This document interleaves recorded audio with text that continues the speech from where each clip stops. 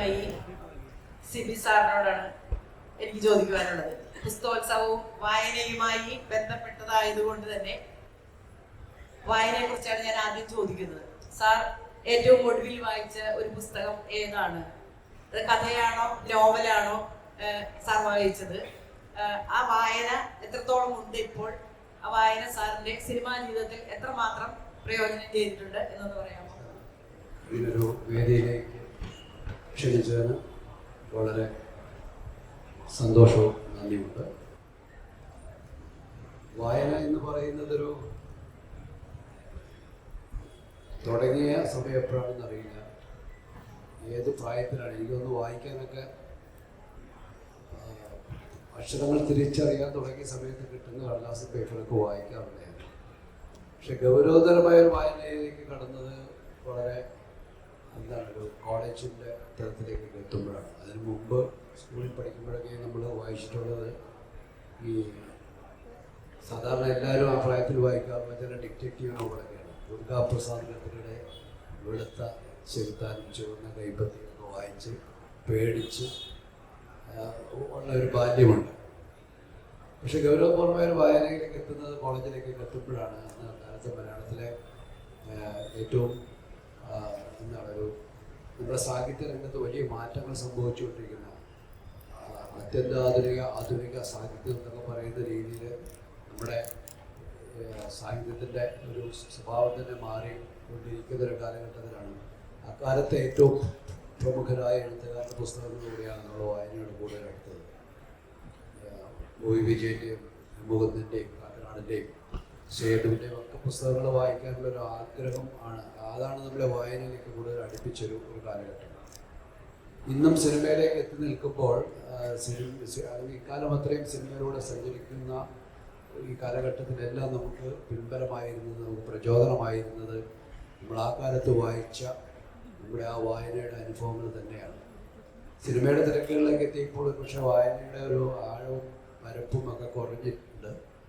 എങ്കിലും ആ കാലഘട്ടത്തിൽ നമ്മുടെ യൗവനകാലങ്ങളിൽ വായിച്ച ആ വായനയുടെ ഒരു ഊർജം ഇപ്പോഴും നമ്മളെ പിന്തുടരുന്നുണ്ട്.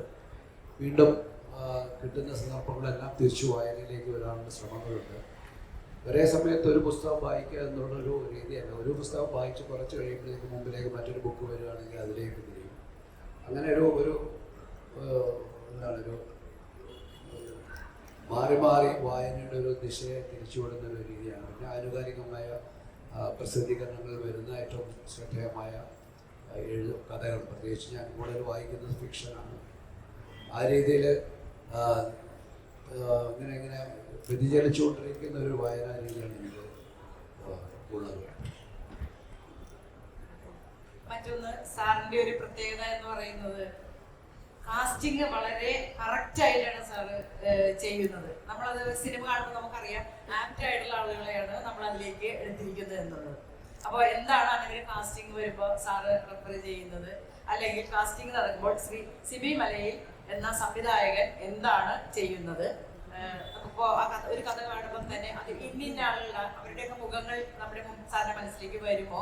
ഇന്ന റോളിന്റെ ആൾക്ക് കൊടുക്കണം, ഇന്ന ആൾക്ക് കൊടുക്കണം എന്നുള്ള രീതിയിൽ വരാറുണ്ടോ? അത് സാറിന്റെ ഒരു അപൂർവമായ കഴിവായിട്ടാണ് നമ്മൾ തന്നെ കാണുന്നത്. ഈ അഭിനേതാക്കളെ നമ്മൾ ഒരുപക്ഷെ എഴുത്തിന്റെ ഘട്ടത്തിൽ തന്നെ പല മുഖങ്ങൾ നമ്മളൊക്കെ തെളിഞ്ഞു വരാറുണ്ട്. പ്രത്യേകിച്ചും നായക കഥാപാത്രം ആര് എന്നുള്ളൊരു ചിന്ത വരുന്നത് എഴുത്തിൻ്റെ തുടക്കഘട്ടത്തിൽ തന്നെ വരും. കാരണം അതൊരു കഥാപാത്രം രൂപീകരിക്കപ്പെട്ട് കഴിഞ്ഞാൽ അതൊരു പൂർണ്ണമായ രൂപത്തിലേക്ക് എത്തപ്പെട്ട് കഴിഞ്ഞാൽ പെട്ടെന്ന് നമുക്ക് ഇന്നയാളാണ് ഇതിന് ഏറ്റവും ആപ്റ്റായിട്ടുള്ളതെന്ന് തോന്നുന്ന ഒരു കാരണം ആദ്യം തന്നെ കിട്ടാറുണ്ട്. പെട്ടെന്ന് എല്ലാ കഥാപാത്രങ്ങളും നമ്മൾ ചെയ്യുന്ന എല്ലാ കഥാപാത്രങ്ങളും എനിക്ക് തോന്നുന്നത് ഏറ്റവും അധികം എനിക്ക് പെട്ടെന്ന് എൻ്റെ മുമ്പിലേക്ക് എത്തുന്ന മുഖം മോഹൻലാലിൻ്റെ തന്നെയാണ്. കാരണം അതുകൊണ്ടാണ് ഈ ഒരുപക്ഷെ ഞാൻ അദ്ദേഹമായിട്ട് കൂടുതൽ സിനിമകൾ ചെയ്യാൻ കാരണം. നമ്മുടെ സിനിമാ നിർമ്മാണ രീതിക്ക് ഒരു പ്രത്യേക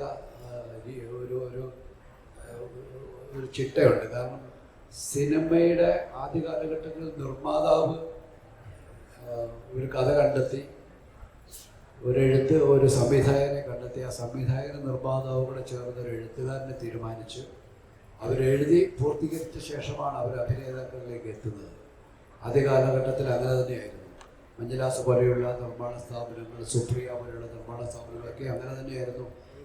പ്രത്യേകിച്ച് നമ്മുടെ സാഹിത്യകൃതികളെ അവലംബിച്ചുള്ള നമ്മുടെ പ്രധാനപ്പെട്ട അക്കാലത്തുണ്ടായിട്ടുള്ള എല്ലാ പ്രധാനപ്പെട്ട സാഹിത്യ കൃതികളും നോവലുകളും സിനിമയാക്കപ്പെടാനുള്ള കാരണവും അത്തരത്തിലുള്ളൊരു രീതിയെ പിന്തുടർന്നുകൊണ്ട് തന്നെയാണ്.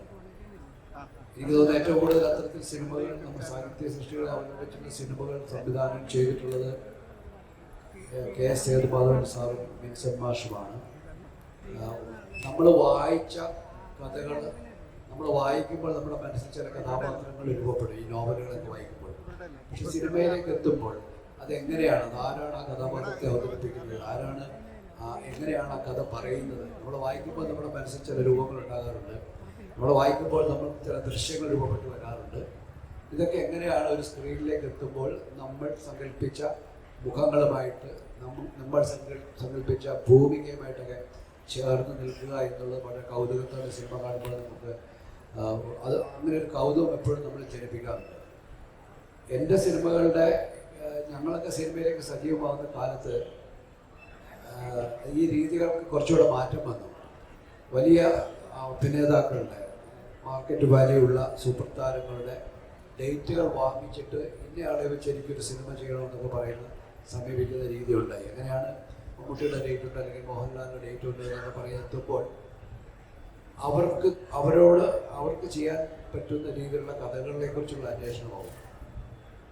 അങ്ങനെ ഒരു പ്രധാന കഥാപാത്രങ്ങളെ, നായക വേഷങ്ങളെ നമുക്ക് തീരുമാനിക്കാനായിട്ട് ഇത്തരത്തിലുള്ളൊരു ഒരു മുൻകൂട്ടി തീരുമാനിച്ചിട്ട് അവർക്ക് വേണ്ടി അവർക്ക് ഇണങ്ങുന്ന കഥകൾ രൂപപ്പെടുത്തുക എന്നുള്ളൊരു രീതി പിന്നീട് പിന്തുടർന്ന് പോന്നിരുന്നു.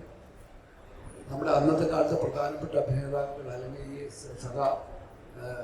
സപ്പോർട്ടിംഗ് റോളുകൾ ചെയ്യുന്ന ആൾക്കാർ നമുക്ക് ഒരുപാട് പേരുണ്ടായിരുന്നു. ശങ്കരടിച്ചേട്ടൻ ചെയ്യുന്ന അതേ വേഷം തന്നെ നമുക്ക് ഒടുവിൽ കൃഷ്ണചേട്ടൻ കൊടുക്കാം. അങ്ങനെ ഒരുപാട് ഒരു കഥാപാത്രത്തിന് അവതരിപ്പിക്കാൻ നമ്മളുടെ മുമ്പിൽ പല ചോയ്സുകൾ ഉള്ളപ്പോൾ അതിൽ നിന്ന് ഏറ്റവും ഉചിതമായ ആളെ തിരഞ്ഞെടുക്കുക എന്നുള്ളതൊരു വലിയ ചലഞ്ച് തന്നെയാണ്. എങ്കിലും മാഡം സൂചിപ്പിച്ചതുപോലെ ഏതാണ്ട് കൃത്യതയോടുകൂടി ഈ കഥാപാത്രങ്ങളെ തിരഞ്ഞെടുക്കുവാനും ഏറ്റവും നല്ല കാസ്റ്റിംഗ് നടത്താനൊക്കെ കഴിഞ്ഞത് ഒരു ഭാഗ്യമായിട്ട് കാണുകയാണ്. അതുകൊണ്ട് തന്നെയാണ് ആ നമ്മൾ പറഞ്ഞ സിനിമകളിലെ കഥാപാത്രങ്ങളൊക്കെ ആ വ്യക്തികളുടെ നടന്മാരുടെ രൂപത്തിൽ ഇന്ന് നമ്മളുടെയൊക്കെ ഉള്ളിൽ എന്താണ് ഒരു പൂർണ്ണമായ ഒരു കഥാപാത്രത്തിൻ്റെ രൂപത്തെ കൃത്യമായിട്ട് നമ്മുടെ ഉള്ളിൽ നിന്നും കൊണ്ടു നടക്കാൻ നമുക്ക് കഴിയുന്നത് ഈ പ്രഗത്ഭരായ നടന്മാരെ ആ വേഷങ്ങളൊക്കെ കാസ്റ്റ് ചെയ്യാൻ കഴിഞ്ഞതുകൊണ്ട് തന്നെയാണ്.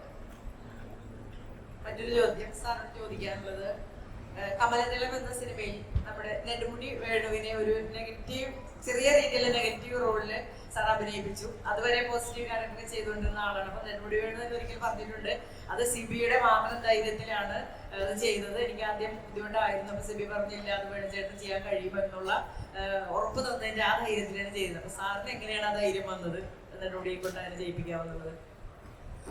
ശരിക്കും വേണുചേട്ടനെ ആ സിനിമയിലേക്ക് നമ്മൾ കാസ്റ്റ് ചെയ്യാൻ ഉദ്ദേശിച്ചിരുന്നത് ആ സിനിമയിൽ മുരളി ചെയ്ത കഥാപാത്രമാണ്. കഥകളി അധ്യാപകൻ്റെ വേഷമാണ് വേണുചേട്ടനെ ഉദ്ദേശിച്ചത്. കാരണം വേണുചേട്ടൻ കൃത്യതയോടെ ചെയ്യാൻ കഴിയുന്ന ഒരു കഥാപാത്രമാണ്. അത്തരത്തിലുള്ള ഒരു കലകളുമായിട്ടൊക്കെ അത്തരത്തിലുള്ള ആഴത്തിൽ ബന്ധമുള്ള ഒരാളെന്ന നിലയിൽ വേണുചേട്ടനെയാണ് അതിനായിട്ട് കാസ്റ്റ് ചെയ്തിരുന്നത്. എന്നാൽ ആ സിനിമയുടെ ഷൂട്ടിംഗ് തുടങ്ങുന്ന ആ സമയത്ത് അദ്ദേഹത്തിനൊരു വിദേശ യാത്ര ഉണ്ടായിരുന്നത് കൊണ്ട് നമുക്ക് ആ കഥാപാത്രം ചെയ്യാൻ ആവശ്യമായ ഡേറ്റുകൾ തരാൻ അദ്ദേഹത്തിന് കഴിഞ്ഞില്ല. എന്നാൽ പ്രണവം ആർട്സിന് വേണ്ടിയിട്ട്, മോഹൻലാലിൻ്റെ നിർമ്മാണ സ്ഥാപനമായ പ്രണവം ആർട്സിന് വേണ്ടിയിട്ട് അതിനു മുമ്പ് ചെയ്ത 2 സിനിമകളിലും വേണുചേട്ടൻ മോഹൻലാലിനോട് തുല്യ പ്രാധാന്യമുള്ള വേഷങ്ങൾ ചെയ്തിരുന്നു. ബിസിനസ് അബ്ദുള്ളിലെ രാജാവിൻ്റെ വേഷമാണെങ്കിലും ഭരതത്തിലെ കല്ലൂർ രാമനാഥൻ എന്ന് പറയുന്ന പ്രധാനപ്പെട്ട കഥാപാത്രവും ഒക്കെ ചെയ്ത സ്ഥിതിക്ക് ഈ സിനിമയിലും വേണുചേട്ടന് അത്തരത്തിലുള്ള പ്രാധാന്യമുള്ള ഒരു വേഷം വേണം എന്ന നിർബന്ധം എനിക്കും ലാലിനും ലോഹിക്കും ഉണ്ടായിരുന്നു. പക്ഷേ വേണുചേട്ടൻ്റെ ഈ ഒരു സമയക്കുറവ് മൂലം വേണുചേട്ടൻ ഈ സിനിമയിൽ ഒരു ചെറിയ വേഷമെങ്കിലും ചെയ്യണമെന്നുള്ള ഒരു താല്പര്യത്തിൻ്റെ പുറത്താണ് ഈ ഒരു വേഷമാണെങ്കിൽ വേണുചേട്ടൻ 2-3 ദിവസം കൊണ്ട് അഭിനയിച്ചിട്ട് അദ്ദേഹത്തിൻ്റെ വിദേശയാത്രയിലേക്ക് പോകാൻ പറ്റും. അപ്പം ഈ ഒരു വേഷം കൊടുക്കുമ്പോൾ എനിക്കറിയാം വേണുചേട്ടൻ കഥാപാത്രത്തിൻ്റെ സ്വഭാവ മഹിമയൊന്നും നോക്കിയിട്ടല്ല, കഥാപാത്രത്തിൻ്റെ സാധ്യതകളെ നോക്കിയിട്ടാണ് പലപ്പോഴും അത് ഒരു കഥാപാത്രത്തെ സ്വീകരിക്കുന്നത്.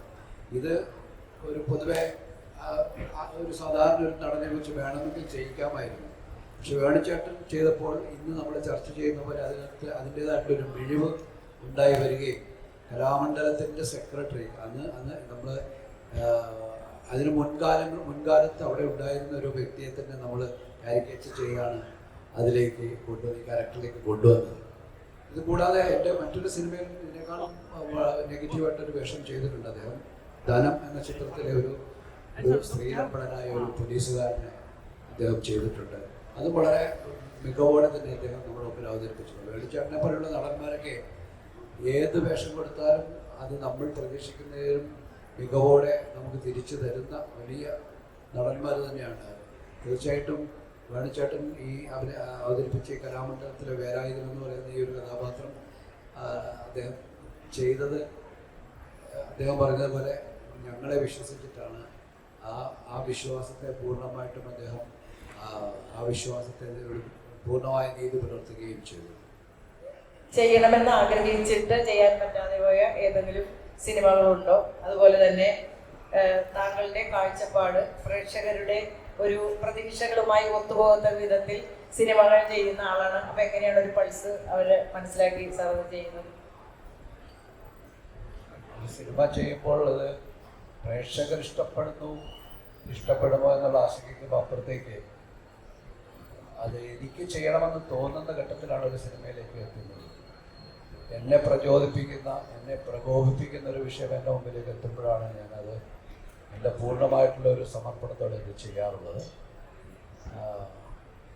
ഏതെങ്കിലും ഒരു വിഷയം ചെയ്യണമെന്ന് ആഗ്രഹിച്ചതിന് പുറകെ പോകാറില്ല. എൻ്റെ മുമ്പിൽ എത്തുന്ന അല്ലെങ്കിൽ എൻ്റെ ശ്രദ്ധയിലേക്ക് വരുന്ന ഏതെങ്കിലും വിഷയങ്ങളെ സിനിമയിലേക്ക് കൊണ്ടുവരിക. സിനിമ പറയും ഇത് ഒരു സിനിമയിലൂടെ പറയേണ്ട വിഷയമാണ് എന്ന് തോന്നുന്ന ഘട്ടത്തിലാണ് ഞാൻ ആ സിനിമ അങ്ങനെ ഒരു പ്രോജക്റ്റിനെ കുറിച്ച് ചിന്തിക്കുന്നത്. ചെയ്യാൻ ആഗ്രഹിക്കുന്ന സിനിമകൾ ഒരുപാടുണ്ട്, അല്ലെങ്കിൽ ചെയ്യാൻ ആഗ്രഹിക്കുന്ന ഒരുപാട് കഥകളുണ്ട്. പക്ഷേ അതെല്ലാം സംഭവിക്കണമെന്നില്ല. അതെല്ലാം സിനിമയുടെ ഒരു പരിധിക്കുള്ളിൽ ചിലപ്പോൾ ഒതുങ്ങണമെന്നുമില്ല. ചെയ്ത സിനിമകളെല്ലാം ആഗ്രഹിച്ചും ഇഷ്ടപ്പെട്ടും ചെയ്തതാണെന്നും പറയാൻ പറ്റില്ല. സിനിമയിലേക്ക് എത്തുമ്പോൾ അതിൻ്റെ ഒരു വ്യവസായ സിനിമയുടെ ഭാഗമായി നിൽക്കുമ്പോൾ പലപ്പോഴും നമ്മൾ പല സിനിമകളും നമ്മുടെ ഇഷ്ടത്തിനും അപ്പുറത്തേക്ക് കടന്ന് ചില സമ്മർദ്ദങ്ങൾക്ക് വഴങ്ങി ചെയ്യേണ്ട സാഹചര്യങ്ങളൊക്കെ ഉണ്ടാവും. അതൊരു ഇൻഡസ്ട്രിയുടെ ഭാഗമായിട്ട് നിൽക്കുമ്പോൾ സ്വാഭാവികമായിട്ടും അത്തരം സമ്മർദ്ദങ്ങളെ നമുക്ക് അതിജീവിക്കാൻ കഴിയാതെ പോവുകയും ഉണ്ടാകാറുണ്ട്. ഞാൻ അടിസ്ഥാനപരമായിട്ടും ഒരു എഴുത്തുകാരനല്ലാത്തത് കൊണ്ട് തന്നെ, അല്ലെങ്കിൽ സിനിമയ്ക്ക് വേണ്ടി എഴുതുന്ന ഒരാളല്ലാത്തത് കൊണ്ട് തന്നെ, എഴുത്തുകാരൻ്റെ ഒരു പിൻബലമാണ് എൻ്റെ സിനിമയുടെ ഏറ്റവും വലിയ ശക്തി എന്ന് ഞാൻ ചിന്തിക്കുന്നതാണ്. ലോഹിതദാസിനെ പോലെ ആയാലും എൻ്റെ കൂടെ സിനിമ ചെയ്ത എല്ലാ എഴുത്തുകാരും എന്നെ സംബന്ധിച്ചോളം എൻ്റെ വലിയ പിൻബലമായിരുന്നു, തുണയായിരുന്നു. ഏറ്റവും മികച്ച തിരക്കഥകൾ അതിനായിട്ടുള്ള കാത്തിരിപ്പിലാണ് ഞാൻ എപ്പോഴും ഉള്ളത്. ഇപ്പോഴും ഞാൻ കഥകൾ കേൾക്കാറുണ്ട്. എൻ്റെ മുമ്പിൽ കഥകളുമായിട്ട് എല്ലാവരെയും കേൾക്കാൻ ശ്രമിക്കാറുണ്ട്. എൻ്റെ സമയത്തിൻ്റെ സാഹചര്യങ്ങളനുസരിച്ച് കഴിയുന്നതും എൻ്റെ മുമ്പിലേക്ക് ഒരു കഥ പറയാൻ വരുന്ന ആളെ ഞാൻ നിരാശപ്പെടുത്തി വിടാറില്ല. പക്ഷേ നമ്മുടെ തിരക്കുകൾ, നമ്മുടെ മറ്റ് കമ്മിറ്റ്മെൻറ്റുകൾ കൊണ്ട് പലപ്പോഴും അത് സാധിക്കാതെ പോവുകയോ അല്ലെങ്കിൽ എല്ലാ കഥകളും നമുക്ക് സിനിമയാക്കാൻ കഴിയുക. നമ്മളെ ഏറ്റവും അധികം സ്വാധീനിക്കുന്ന, ഇതെനിക്ക് സിനിമയാക്കണം എന്ന് തോന്നുന്ന ഒരു കഥ മുമ്പിലേക്ക് എത്തുമ്പോഴാണ് ആ ഒരു കഥ നമ്മൾ ഒരു സിനിമയുടെ ഒരു രൂപത്തിലേക്ക് ചിന്തിക്കാൻ തുടങ്ങുന്നത്. തീർച്ചയായിട്ടും ഞാൻ ഏറ്റവും അധികം ബഹുമാനിക്കുന്നത് എഴുത്തുകാരെ തന്നെയാണ്. കാരണം എന്നെക്കൊണ്ട് സാധിക്കാത്തത് സാധിക്കുന്ന ആൾക്കാരോട് എപ്പോഴും എനിക്ക് ആദരവും ബഹുമാനവും ഒക്കെ തന്നെയാണ്. തീർച്ചയായിട്ടും ഈ ഒരു പുസ്തക മേളയുടെ ഭാഗമായിട്ട് ഇവിടെ എത്തുവാൻ കഴിഞ്ഞതിൽ, വായിക്കാൻ ഇഷ്ടപ്പെടുന്ന വായനയെ വലിയ രീതിയിൽ ആഴത്തിൽ വായിക്കാൻ ആഗ്രഹിക്കുന്ന ഒരുപാട് ആൾക്കാരുടെ മുമ്പിൽ ഇരിക്കാൻ, ഇതിന് പറഞ്ഞ പോലെ തന്നെ ഗൗരവപൂർവ്വമുള്ള വായനയെ പിന്തുടരുന്ന ആൾക്കാരുടെ ഒരു സാന്നിധ്യത്തിലൂടെ ഈ ഒരു സമയം ചെലവഴിക്കാൻ കഴിഞ്ഞാലും വളരെ സന്തോഷം. Thank you sir.